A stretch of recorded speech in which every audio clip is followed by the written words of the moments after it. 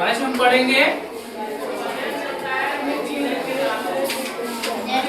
Natural disaster.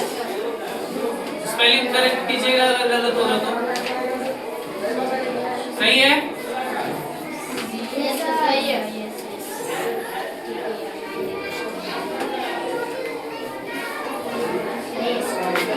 ठीक है?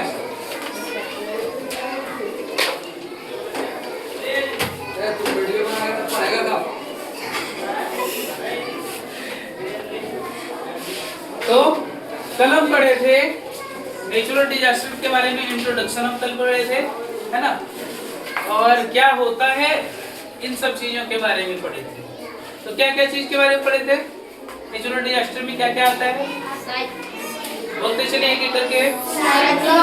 Cyclone, tsunami, earthquake और फ्लड। इसको बोलते हैं फ्लूड नहीं, फ्लड और क्या वॉल्केनिक एरप्शन, है ना? तो इन सब चीजों के ज्वालामुखी, भूकंप, है, बाढ़, चक्रवात, सुनामी, इन सब चीजों के बारे में पढ़े थे कि ये क्या है, एग्जाम्पल है इसके नेचुरल डिजास्टर। नेचुरल डिजास्टर माने प्राकृतिक आपदा। आपदा मतलब विपत्ति, है ना? तो हम इसके बारे में और भी पढ़े थे। हम क्वेश्चन किए थे। क्या क्वेश्चन किया था मैंने? क्या नेचुरल डिजास्टर को रोका जा सकता है या फिर इसका कोई उपाय है ना? तो नेचुरल डिजास्टर जो होता है इसको रोका, लेकिन इससे होने वाले जो नुकसान है उसको कम किया जा सकता है। कब? जब हम इसका तैयारी पहले से करके रखेंगे तब, है ना? तो कुछ भारत में ऐसे एरिया है और पूरे विश्व में ऐसे एरिया हैं जहाँ पे इनमें से कोई ना कोई डिजास्टर टाइम टू टाइम आते रहता। जैसे जापान में आप सुनते होंगे कि सुनामी रेगुलर बराबर सुनामी आते रहता है, साल 2 साल 5 साल 10 साल पे सुनामी वहाँ पे आते रहता है। तो वहाँ के लोग इस चीज को अवेयर हो गए हैं जान करके, और वहाँ के लोग जो हैं इससे जुड़ी हुई चीजों का ख्याल रखते हैं ताकि इस तरह की स्थिति आने के बाद उसको हैंडल किया जा सके, उससे टैकल किया जा सके। तो वहाँ के घर भी ऐसे बनते हैं जो कि थोड़ा बहुत ज्यादा मजबूती प्रदान करे, अर्थक्वेक वगैरह को रोक सके, है ना? तो अब आता है बाढ़ के बारे में। बाढ़ के बारे में पढ़े थे कि बहुत सारे एरिया हैं, जैसे बिहार ही अपना ले लीजिए। बिहार में टाइम टू टाइम हमेशा बाढ़ आते रहते हैं। तो यहाँ के लोगों को मालूम होता है कि बाढ़ आने वाला है या फिर आएगा, तो उसके लिए प्रबंध पहले से ही करके रखते हैं। तो इन सारी चीजों के बारे में एक एक करके हमें पढ़ना था, जिसमें कल हमने साइक्लोन के बारे में पढ़ा था और उससे साइक्लोन के बारे में पढ़ा था कि साइक्लोन होता क्या है और कॉन्सिक्वेंसेस इसके होने आने के बाद होता क्या है, और इसका प्रिकॉशन भी हम पढ़े थे। मतलब इसके प्रभाव को कम करने के लिए या फिर इससे बचने के लिए हमें क्या करने चाहिए। आज बारी है नेचुरल डिजास्टर में हमें पढ़ने का अर्थक्वेक। क्या पढ़ेंगे? तो कल हो गया था साइक्लोन, ये हो गया। आज हम पढ़ेंगे अर्थ। स्पेलिंग ठीक है? सी आएगा क्या? ठीक, अर्थक्वेक। ठीक है, आज हम ये पढ़ने वाले हैं। तो ध्यान से आप सभी सुनेंगे और मेरी बातों को समझेंगे। अब when the huge masses of rock move beneath the earth's surface, they cause the ground to shake. क्या होता है जब धरती के अंदर बहुत सारी तरह के हलचल होता है ना? आपस में बहुत सारी चीजें, कुछ हलचल होता है, चट्टानें टकराती हैं, ऐसा इसी बुक के हिसाब से। और भी आगे बहुत सारी चीजें आप पढ़ोगे तो क्या होता है, ये कारण जो है मूव करने लगता है, धरती जो है, अर्थ जो क्या करने लगता है, शेक करने लगता है। और इस चीज को हम क्या बोलते हैं? अर्थक्वेक यानी भूकंप। आगे, it is called an earthquake, इसे हम अर्थक्वेक कहते हैं। Earthquake occur constantly around the world, ये दुनिया में हमेशा बार बार होते रहता है, टाइम टू टाइम पे देखा जा सकता है, कभी किसी देश में तो कभी किसी देश में तो कभी किसी देश में, है ना। Often they are so small that we cannot feel them. कभी-कभी earthquake बहुत ज़्यादा छोटा होता है या फिर कम प्रभाव वाला होता है, जिसे हम कभी ऐसा होता है जिसे फील नहीं कर पाते। बहुत टाइम ऐसा होता है कि earthquake आया भी और हमें पता नहीं चला। तो इसका जो पैमाना होता है उसको बोलते हैं, आगे बढ़ो आप, रिक्टर स्केल होता है, इसमें मापा जाता है। तो जब यह प्रभाव कम रहता है, इसका पावर जब कम रहता है तो आने के बावजूद हमें कभी कभी पता नहीं चलता है। The surface of the earth shakes and trembles. जब जो धरती होता है तब इसके आने के बाद क्या होता है, धरती का जो सरफेस होता है अर्थ का वो शेक करने लगता है, हिलने लगता है। It results in strong tremors on the earth surface. इसका रिजल्ट परिणाम यह क्या होता है कि धरती पर बहुत ही ज्यादा विनाशकारी इसका रिजल्ट देखा जा सकता है। अब आता है कि consequences of earthquakes. जब earthquake आता है तो होता क्या है, इसके परिणाम क्या होते हैं, तो पढ़ेंगे कि earthquakes cannot be predicted. earthquake को predict नहीं किया जा सकता, अनुमान नहीं लगाया जा सकता है। जब भूकंप आता है तो पहले से मालूम चलेगा, क्यों? क्योंकि ये है नेचुरल डिजास्टर, है ना। इंसानों के द्वारा कोई आपत्ति डिजास्टर अगर फैलाया जाए या फिर होता है उस पर कुछ हद तक या फिर समय के साथ काबू पा सकते हैं, लेकिन जो नेचुरल डिजास्टर होते हैं उस पर इंसान काबू नहीं पा सकते। क्या बाढ़ आएगा, भूकंप आएगा, सुनामी आएगा जिसको इंसान रोक सकता है? नहीं रोक सकता, लेकिन इसके प्रभाव को कम कर सकते हैं अगर पहले से तैयारी करके रखें या फिर आने के टाइम पे भी कुछ तैयारी कर लें तो कुछ न कुछ इसके बचाव किए जा सकते हैं।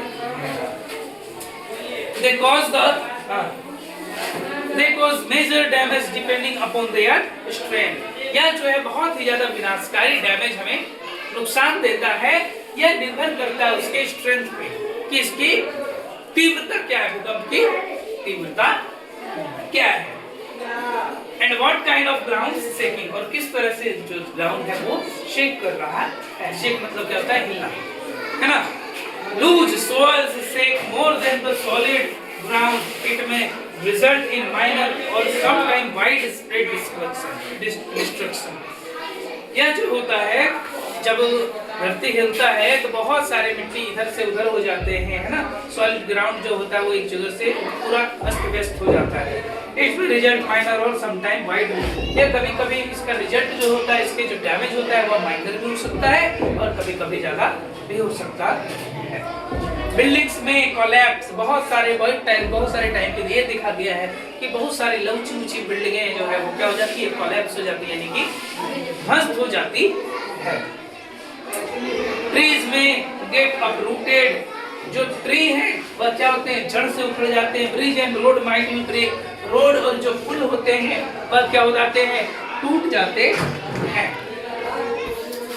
The Himalayan region in turn to frequent earthquake, Himalayan का जो भारत में जो हिमालय का क्षेत्र है, हिमालय का क्षेत्र ऊपर नॉर्थ के साइड में जो है वहां पे टाइम टू टाइम अर्थक्वेक आते रहता है। There was a massive and disasters earthquake in Bhuj, Bharat में एक बार बहुत ही ज्यादा, बहुत बड़े पैमाने पर बहुत ज्यादा भयावह भयानक तरह का आया था अर्थक्वेक। कहाँ? भुज। कहाँ ये भुज? गुजरात में, है ना। 26 जनवरी जिस दिन हम रिपब्लिक डे मनाते हैं तो 26 जनवरी 2001 यानी कि 26 जनवरी 2001 को एक भुज में, गुजरात में बहुत ज्यादा शक्तिशाली अर्थक्वेक आया था। About 20,000 people lost their lives and over 50 lakhs more injured. इतना ज्यादा इसका अंदाजा, इसका कितना शक्तिशाली था, इसका अंदाजा आप इस बात से लगा सकते हो कि लगभग 20,000 लोग मारे गए थे और 1.5 लाख लोग घायल हो गए थे इस अर्थक्वेक के वजह से। कहाँ? जो भुज गुजरात में आया था 26 जनवरी 2001 को। जनरल नॉलेज का भी क्वेश्चन है, इसको आप याद रखो।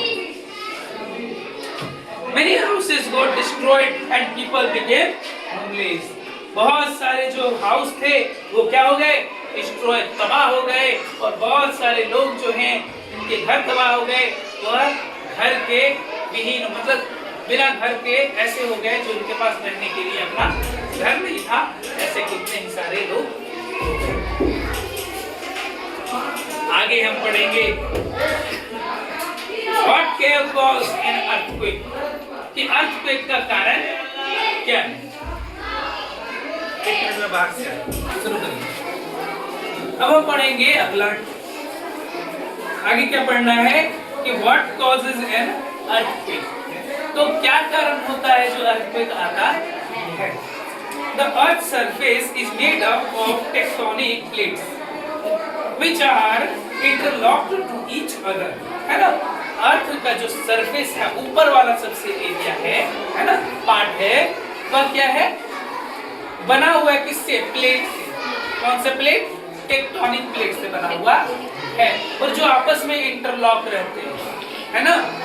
तो interlock to each other, tectonic plate float on a layer of a molten matter, एक ऐसे द्रव्य के ऊपर वो तैरता रहता है प्लेट। जो प्लेट है, कहने का मतलब आप समझोगे, इसको हम वीडियो के माध्यम से आपको दिखाएंगे कि जो अर्थ के ऊपर सबसे प्लेट है ना, वो तैरता है एक तरह से, किसके ऊपर, मोल्टेन मैटर, एक द्रव्य होता है जो पिघला हुआ लावा होता है, इसके ऊपर तैरता रहता है। When they collide with each other, जब वो आपस में एक दूसरे से टकराते हैं, it causes strong vibration, इससे बहुत ज्यादा वाइब्रेशन होता है, and tremors which are felt as an earthquake, और वही आपस में टकराव के कारण ये जोर से हिलता है, वाइब्रेशन इसमें होता है, जिसे हम अर्थक्वेक के नाम से जानते हैं। The surface of the earth above these plates collide is called the focus of the earthquake, है ना। The point, जो पॉइंट होता है जहाँ पे ये कोलैप्स होता है, उस जगह पे ऐसा महसूस करता है, किया जाता है लोगों के द्वारा, तो उसे हम क्या बोलते हैं, कोलाइड जो होता है, उसी को हम अर्थक्वेक कहते हैं। The surface of the earth above the focus is called the epicenter, और जहाँ पे ये सबसे ज्यादा, ये जहाँ पे कोलैप्स होता है ना दोनों प्लेट, और जहाँ पे कोलैप्स होता है और जहाँ इसका सबसे ज्यादा प्रभाव देखने को मिलता है, उसको हम लोग क्या बोलते हैं, एपीसेंटर। आगे द इफेक्ट ऑफ द, क्या बोलते हैं, जहाँ पे ये कोलैप्स करती है प्लेटें और जिसका प्रभाव सबसे ज्यादा जहाँ पे देखने मिलता है, उसे क्या बोलते हैं, एपीसेंटर। याद रखिएगा, the effect of the earthquake is greatest at the epicentre. जो इफेक्ट होता है अर्थक्वेक का जो सबसे प्रभाव है, वो सबसे ज्यादा कहाँ को देखने को मिलता है, उसका डैमेज, एपीसेंटर। अब आगे है, इसको लगा देखिए, तो खुला हुआ है,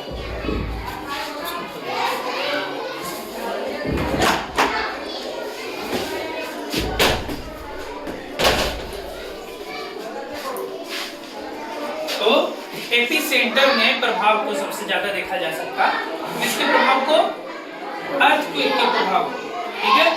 अब आगे आता है प्रिकॉशंस। अच्छा, जब अर्थक्वेक आए तब हमें क्या क्या प्रिकॉशंस रखने चाहिए, है ना। प्रिकॉशंस मतलब बचाव, या फिर कर सकते हैं क्या क्या सावधानी बरतनी चाहिए, है ना। तो पढ़ते हैं, The intensity of an earthquake is measured by an instrument called seismograph। तो आपको मालूम होना चाहिए कि जो इंस्ट्रूमेंट आता है, क्या आता है, एक यंत्र आता है जिससे हम अर्थक्वेक को क्या करते हैं, मापते हैं, और उस इंस्ट्रूमेंट को क्या बोलते हैं, सीस्मोग्राफ। SIESMO, सीस्मो, GRAPH। ये क्या है, एक इंस्ट्रूमेंट है जिसमें मापा जाता है अर्थक्वेक, ठीक है। It can also measure the duration of the earthquake। ये क्या करता है, ड्यूरेशन यानी कि टाइम, कितना देर तक अर्थक्वेक रहा, उसे भी ये मेजर करता है और पता करता है। The intensity of an earthquake is measured on a Richter scale। एक इसका इंटेंसिटी, इसका कितना ज्यादा पावरफुल था, यह कौन मापता है, रिक्टर स्केल। क्या बोलते हैं उसको, रिएक्टर RICH है, लेकिन इसको पढ़ोगे आप रिएक्टर, है ना। स्केल ये कितना होता है 1 से लेकर के 10 तक, है ना। ये कहां से कहां तक होता है 1 to 10। अब scientist have marked certain region as highly earthquake.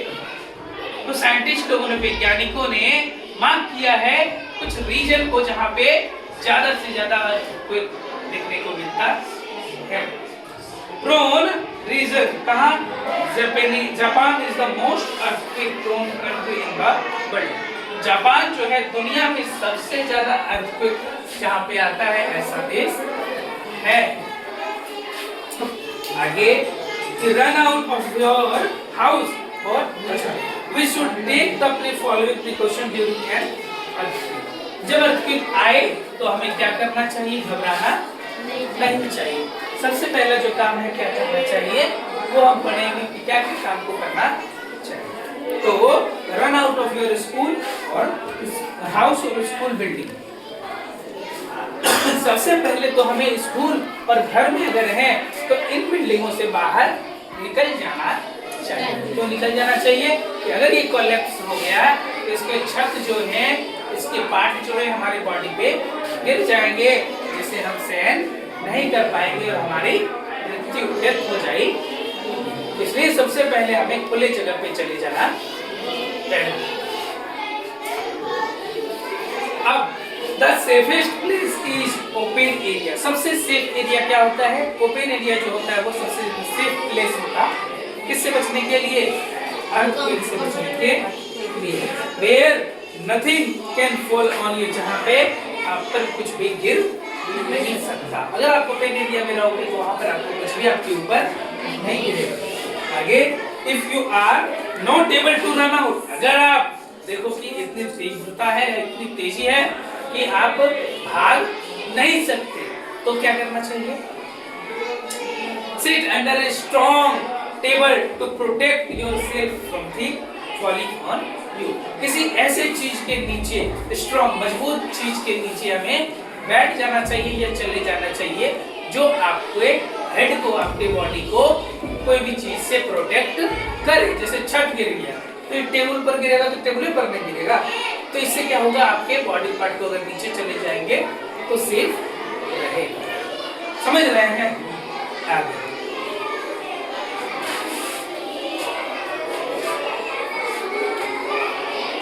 keep away from heavy object and windows that may fall or shut।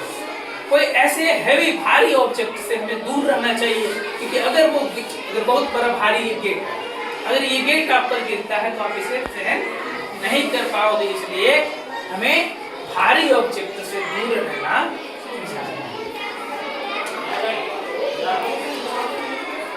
आगे, do not use any electrical gadget. उस टाइम पे हमें कोई भी इलेक्ट्रिक, है ना, गैजेट को, यंत्र को यूज नहीं करना चाहिए।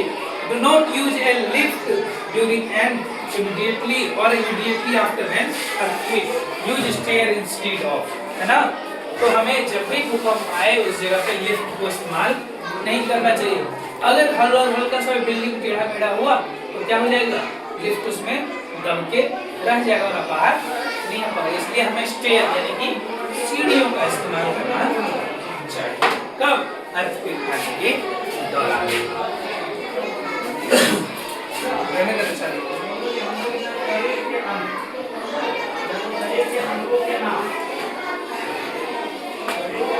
अभी हम पढ़े अर्थक्वेक।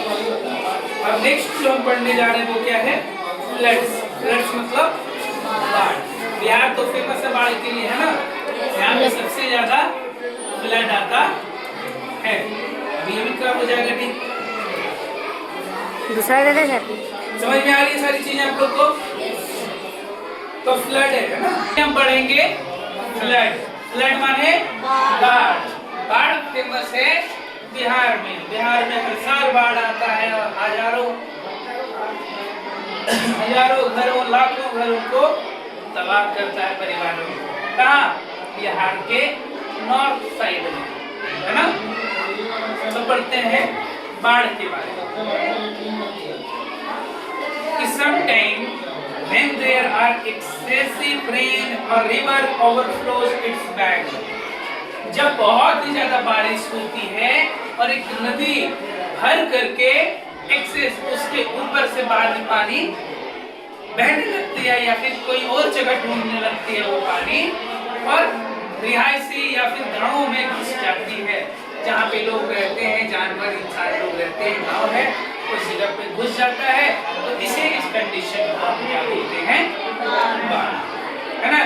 ओवरफ्लो इट्स में अपने किनारे में से ऊपर होकर के बहने लगती है। The water then slips over the near by land causing flood, और यही जो है बाढ़ कहलाता है और नजदीक आसपास की जमीन पर वो बहने लगती है और गांव में घुस जाती है। इस कंडीशन को हम बाढ़ कहते हैं।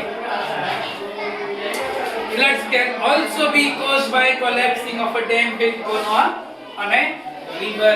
बाढ़ केवल बारिश होने से नहीं और भी कई कुछ कारण है जिसके वजह से आ सकता, जैसे कि मान लो एक डैम कोलैप्स कर गया, टूट गया, उस डैम में जितना सारा पानी वो क्या हो जाएगा, अचानक से छूटेगा और जब अचानक से छूटेगा तो अपने कवरेज में आने वाले सारे एरिया में उस पानी को भर देगा।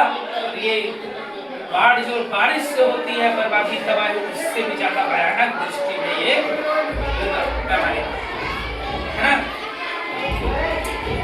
आगे sudden melting of a huge amount of snow or mountain during summer can also result in flood.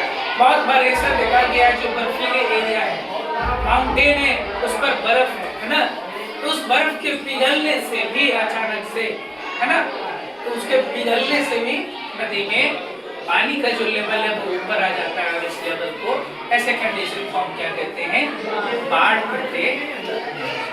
In India Bharat में flood is common when there are heavy rain. Bharat में यह आम है बाढ़ का आना जब भारी वर्षा हो जाए। तो during the monsoon in this season river such as the Ganga, Brahmaputra और Kosi overflow and many areas such West Bengal, Bihar, Assam experiences flood, है ना। भारत में बहुत सारी ऐसी एरिया है, कहाँ, वेस्ट बंगाल, बिहार, असम और ऐसे बहुत सारे एरिया है जहाँ पे बाढ़ अमूमन देखा जा सकता है, हर साल आते रहता है जब मानसून आता है ना।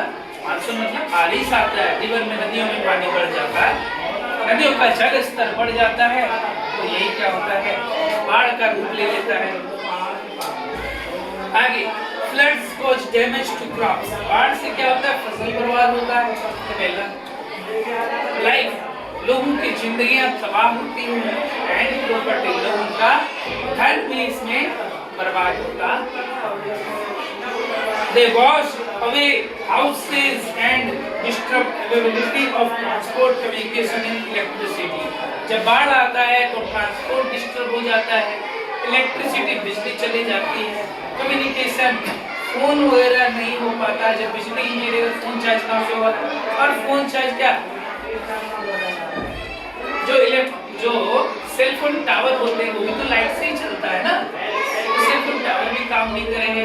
तो ऐसे कंडीशन में बहुत सारी समस्याओं का, प्रॉब्लम्स का सामना करना पड़ता है उन लोगों को जो इस वाले रीजन में आते हैं जहाँ पे बाढ़ आता।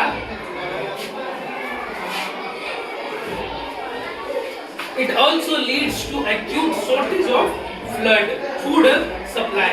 ये क्या करता है, फूड सप्लाई को भी रोक देता है ना।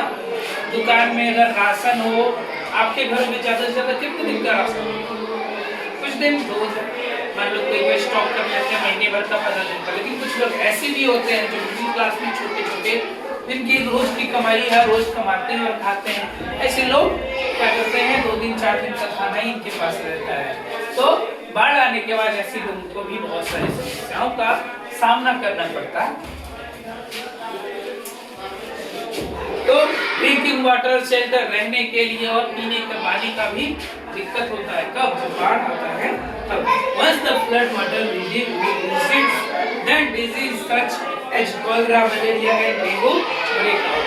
तो क्या होता है, जब बाढ़ आता है तो बाढ़ का पानी जब गांव में घुस जाता है, गड्ढों में घुस जाता है, आसपास के एरिया में घुस जाता है और वो पानी निकलता नहीं है, तो क्या होता है, वो पानी सड़ जाता है और जब सड़ जाता है तो उससे बदबू आने लगता है और ये पानी में क्या होता है, गंदगी पनपते हैं, है ना, मच्छर पनपते हैं, मलेरिया वाले और बहुत सारे कीड़े वगैरह, है ना, जिससे बहुत सारी तरह का डिजीज फैल जाता है, बीमारी फैल जाता है। कौन कौन सा बीमारी, मलेरिया, कोलेरा, टाइफाइड, ईटीसी, है ना, कौन कौन सा, तो डेंगू, मलेरिया, कोलेरा, टाइफाइड वगैरह इन पानी वाले रोग से होता, मतलब पानी की वजह से होता। अब इसकी प्रिकॉशंस क्या है, मतलब इसके बचाव क्या है, या फिर क्या क्या सुरक्षा करने के लिए हम कर सकते हैं, इसके बचाव के लिए क्या सावधानी बरत सकते हैं। तो लाइन है कि take the following precautions during a flood. जब बाढ़ आए तो इन सब चीजों को, इन प्रिकॉशन को हमें फॉलो करना चाहिए। पहला क्या है कि collect all the necessary emergency supply like food, drinking water and medicine. तो सबसे नेसेसरी जो चीजें है क्या क्या, भोजन, है ना, तो फूड, ड्रिंकिंग वाटर, भोजन, पीने का पानी और मेडिसिन, दवाइयाँ, इन सब चीजों का सबसे पहले हमें ख्याल करना चाहिए। आगे लिसन टू लोकल रेडियो, आपने लोकल रेडियो को सुने, टेलीविजन को सुने, सिचुएशन को अपडेट, मतलब स्थिति को जानने के लिए कि अभी क्या स्थिति है, क्या आने वाला है, रेडियो और टेलीफोन को भी सुनना, टेलीविजन को देखना। Bring in outdoor possession such as furniture, grill, chairs, cans, etc. or tie them down securely. तो हमें बहुत सारी चीजों को बाहर ले आना चाहिए, जैसे कि फर्नीचर, ग्रिल, ये सभी चीजों को अच्छे से इनको प्रेस कैन टाइट, सभी को आपस में बांध देना चाहिए ताकि ये पानी में बह करके एक जगह से दूसरी जगह पे नहीं जाए, है ना। Turn off all utilities at the main power switch and close the main gas valve. हमें गैस के इस वेल्व को बंद कर देना चाहिए। घर में अगर बिजली की सप्लाई है तो उसे बंद कर देना चाहिए। If possible move to a higher, अगर संभव हो तो हमें ऊंचे स्थान पर चले जाना चाहिए। And safe a place where flood water can not reach, जहां पे बाढ़ के पानी पहुंच ना सके ऐसे ऊंचे स्थान पर हमें चले जाना चाहिए। Don't drive flooded areas and standing water, हमें कभी भी ड्राइव नहीं करना चाहिए कहां, बाढ़ वाले एरिया। बहुत सारे लोग को देखते हैं ना कि पुल पार कर रहे हैं, पानी बह रहा है पुल पर से, फिर भी पार कर रहे हैं, ऐसे में क्या होता है, डैमेज हो जाता है, पुल टूट जाता है या फिर पानी का बहाव तेज आ जाता है, वो बह जाते हैं पानी के साथ। इस तरह की हरकतें हमें एक्टिविटी करनी नहीं चाहिए। आगे नेवर ड्रिंक फ्लड वाटर, कभी भी हमें बाढ़ वाला पानी नहीं पीना चाहिए। यूज इट वॉश डिशेज, इसे हमें धोने होने के लिए इस्तेमाल करना चाहिए और ब्रश और टीथ के लिए प्रिपेयर फूड, और बाकी सब चीजों के लिए हमें इस्तेमाल नहीं करना चाहिए। Listen to water advisory from local authorities, हमें लोकल अथॉरिटी जो होता है उससे पानी के बारे में जो सलाह दे वो लोग वो ऐसी चीजों को करना चाहिए। तो फाइंड आउट वो your water is safe for drinking water and bathing, वो हमें बताएंगे कि हमारे पास जो पानी उपलब्ध है वो पीने लायक है या फिर खाने बनाने के लायक है या। During a water advisory, use only bottled, boiled and treated water, हमें treated water मतलब पानी को भी देखभाल जो होता है उसका निरीक्षण किया गया अगर पानी है तभी हमें उसका इस्तेमाल करना चाहिए। बॉयल करके पानी को पीना चाहिए, है ना, एक ऐसी कंडीशन को और ड्रिंकिंग एंड कुकिंग एंड मीठे खाना बनाने और पीने के लिए इन सब चीजों के लिए। आज हम इतना ही रखते हैं, कल हम पढ़ेंगे ड्रोथ यानी कि सुखाड़। Thank you.